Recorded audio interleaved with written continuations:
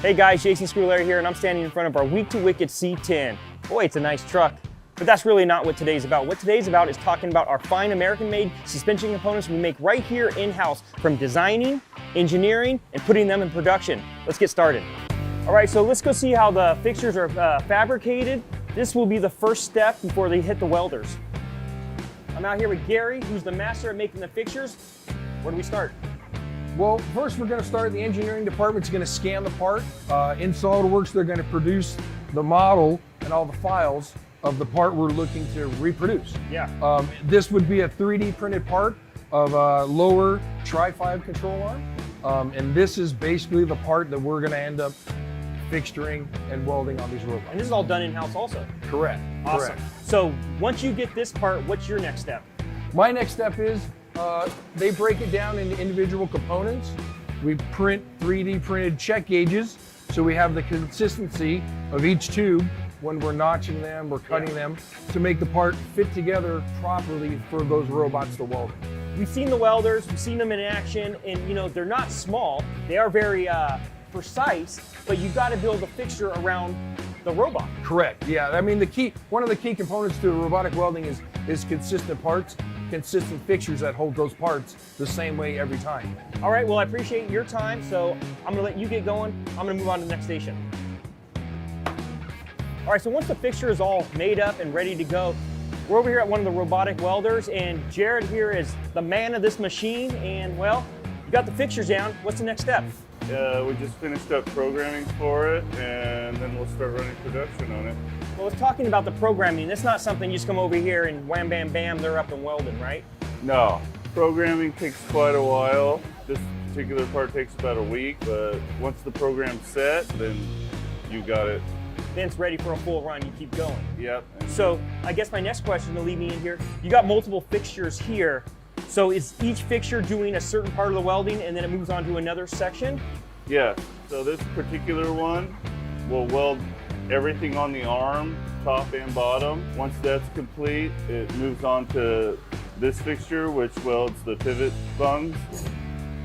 And then it'll even move on to the driver's side over there, which repeats the same process. So are you guys doing two sets of left and rights with this one run? Yes. Awesome. And what's that take, I mean, as far as time from start to finish? For a full run of both arms, takes about 45 minutes. Okay, and then switch them out, put another set in there, and ready to go again. Yep. It's awesome, man. Well, thank you for your time. Yep. I'm learning more as we go along this line. All right.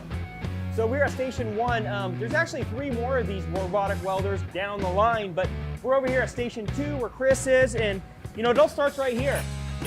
We got guys outside bending, notching, getting all the arms ready to go onto the fixtures. And well, here's Chris, and he's over here. Over there, I think we were doing the C10 arms, and you're doing Tri-5 arms? Tri-5 upper control arms. Awesome. So, you know, we do all of them, uppers, lowers, and across the board from the Ford and Chevy arms here. Man, where are we at? Are we ready to weld or what? Yeah, we're getting ready to weld. We got all the program all roughed out, so we're just going in and tuning the weld settings to get them to where we want to be to uphold that classic performance parts standard. Awesome. So you're kind of set up just like Jared was over there. You got a couple arms on each one. Is this 2 sets? Yes, sir. So this is a left and right side. We do 3 steps. So we got our first step here, which is doing our ball joint cup. Then here we do everything except for putting the barrels on the end of the arm. And then this is our final operation that gets us our barrels onto the arm. Man, can we see this? Can we see this machine go? Or yes, what? sir. All right. Does it go around like when you first put them in there and kind of tack each in, get everything secure, and then go back around? Yes. Okay. So it goes in, tacks the part, so that way nothing can move as the rotator's moving all the fixtures around. There's a lot of weight moving around when we're doing that. So one thing I'm noticing is, why are we hitting on, off like that? So we're doing a process called stitch pulse, which it's supposed to give us an appearance almost like TIG welding. So it allows us to keep as much heat out of the part as possible so we don't get any warping, and it allows us to get a good penetrated weld that almost looks exactly like a stack of dimes TIG weld. Yeah, and as you can see, I mean, these arms, this is what he's talking about. This is on, off, on, off, on, off. And you know, you get a little bit splatter, but it is still MIG welding at the end of the day. But all this stuff gets cleaned up, sent out, powder coated, and at the end of the day, man, you're gonna get a quality arm for either your Tri-Fi, your C10, or whatever arm you want to buy. Exactly. Awesome, man. All right, so once the arm's all welded up, it goes through quality control. Once it passes that, we send it out to powder coat. When it returns from powder coat, we assemble it here in-house, and here we have a completed arm. So when you're ready for your steering, brakes, or suspension for your hot rod, either visit classicperform.com or give them a call.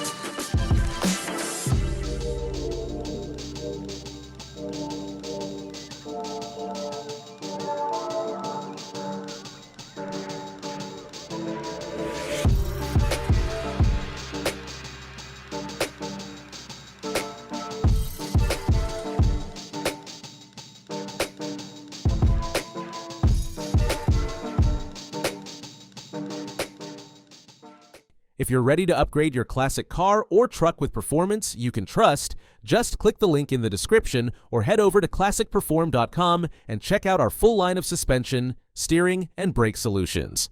Don't forget to like, subscribe, and tap that bell so you never miss a build breakdown, install guide, or performance tip.